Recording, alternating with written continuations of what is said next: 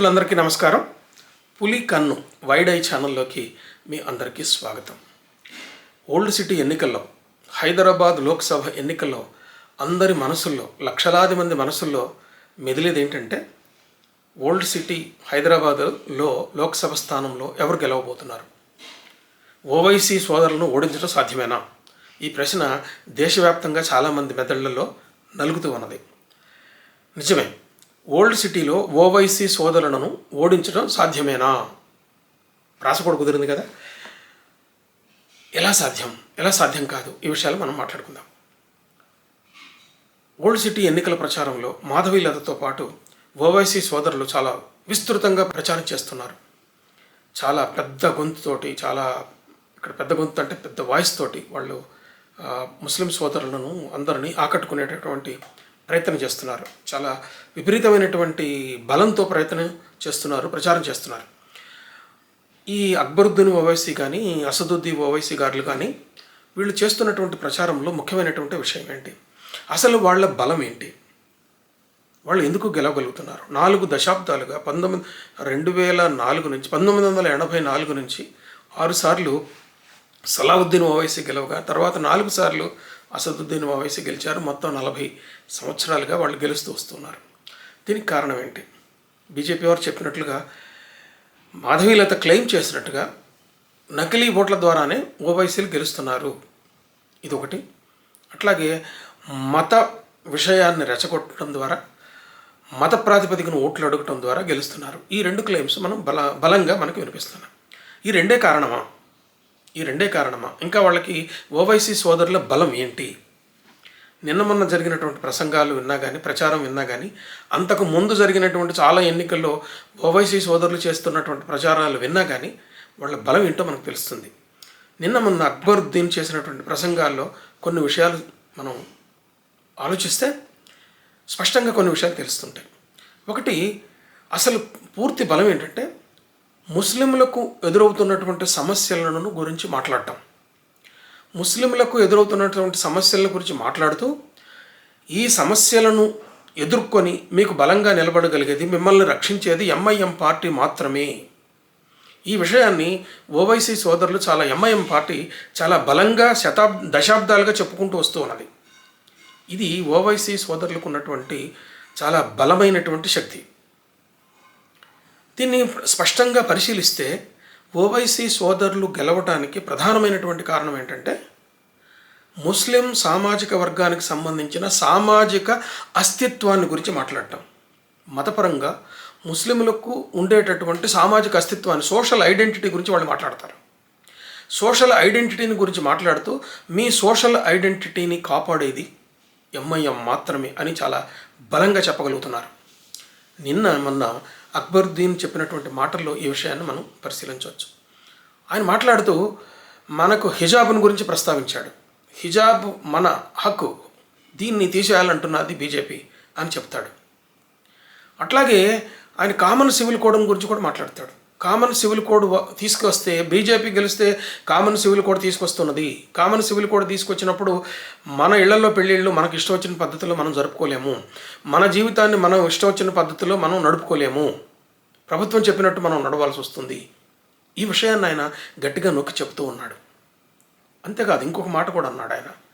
ఈ మాటను బట్టి తెలుస్తున్నది ఏంటంటే ఎంఐఎం స్పష్టంగా కాంగ్రెస్ని సపోర్ట్ చేస్తున్నట్టుగా మనకు కనిపిస్తూ ఉన్నది.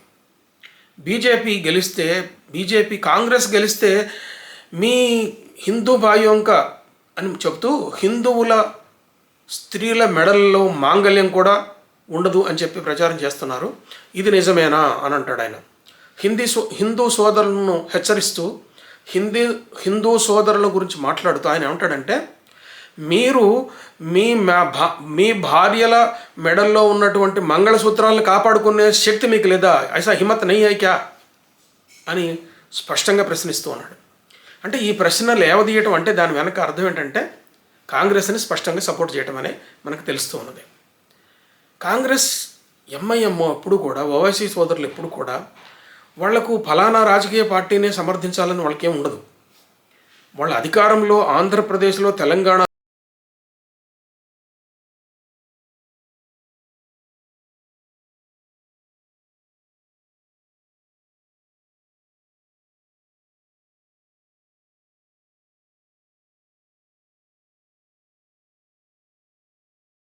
మాధవీలత కేవలం హిందూ ఓట్ల మీదనే ఆధారపడాలని చెప్పి ప్రచారం చేయడం లేదు.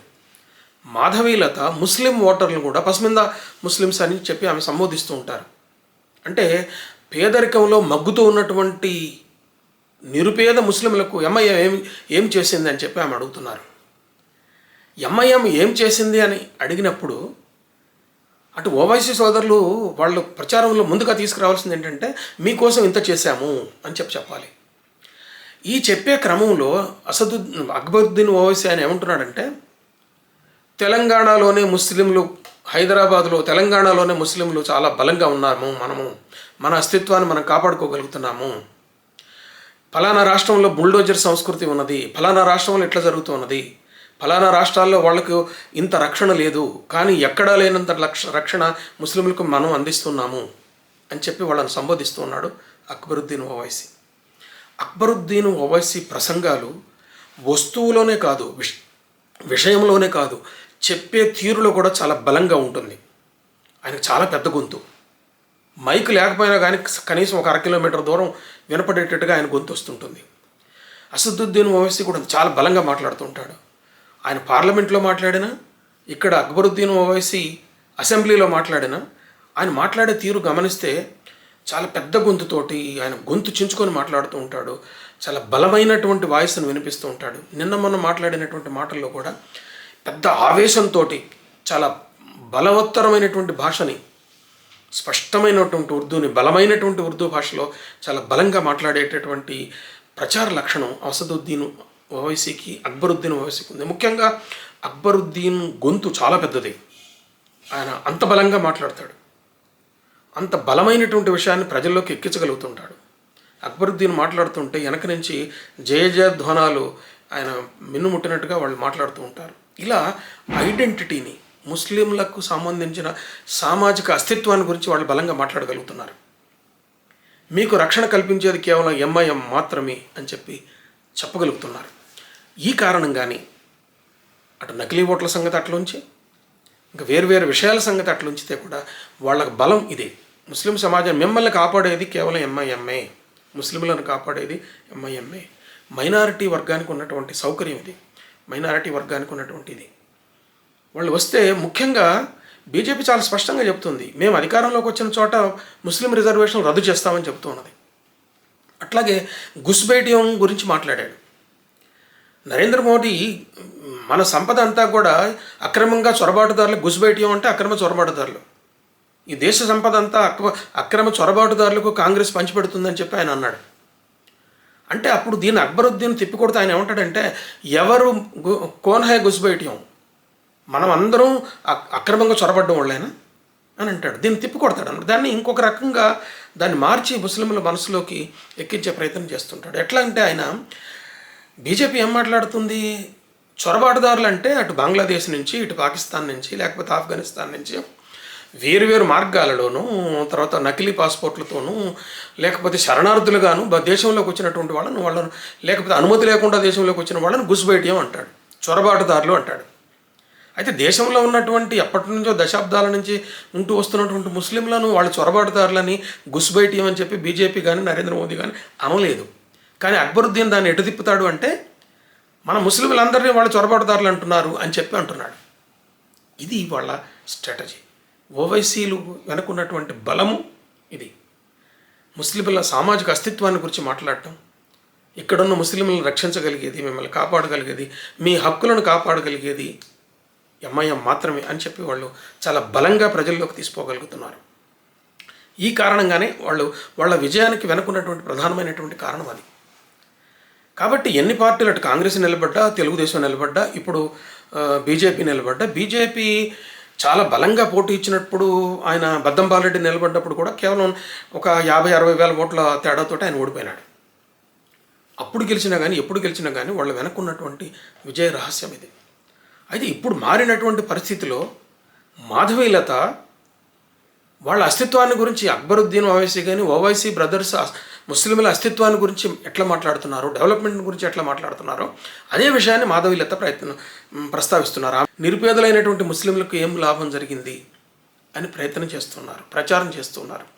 ఈ ప్రయత్నంలో ఆమె ఎంతవరకు సక్సెస్ అవుతుంది, ఓవైసీ బ్రదర్స్ని ఓల్డ్ సిటీలో ఓవైసీలను ఓడించడం సాధ్యమేనా అంటే ఇంకా ప్రచారం జరగాల్సిన రోజులు ఉన్నాయి. ఇంకా దాదాపుగా ఇంకా 13 రోజులు ఇంకా ప్రచారం సాగేటటువంటి అవకాశం ఉంది. కాబట్టి చూస్తూ ఉందాం, ఎన్నికల ప్రచారాల్లో ఇంకా ఎన్ని కోణాలు వస్తాయో మనం చూస్తూ ఉండాలి. మిత్రులారా, ఇలాంటి సామాజిక సాహిత్య చర్చల కోసం పులి కన్ను వైడే ఛానల్ని సబ్స్క్రైబ్ చేయండి. ఈ వీడియో మీకు నచ్చితే లైక్ చేయండి, మిత్రులకు షేర్ చేయండి. నమస్తే.